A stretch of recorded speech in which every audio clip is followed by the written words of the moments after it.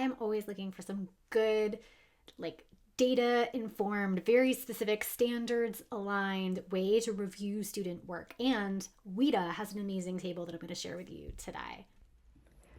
So here we have on page 20 of the link I'm going to drop for you in the description, a sample resource. This is using WIDA's ELD standards framework, specifically the proficiency level descriptors in graphic organizer form to analyze student work and decide on next steps. So you'll see here we have the dimensions of language. I should also back up to say WIDA is supporting multilingual learners. And so that is an important frame as you go in, though I actually think that this is highly valuable for a lot of learners.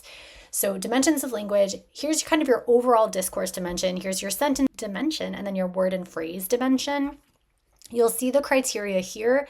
You'll see sample features, like what would we literally observe in the specific student sample. Then we have space for what students can do, kind of areas for growth or next teaching and learning moves. So what's the instructional action being taken? And then ideas for strategies to support and scaffold student learning.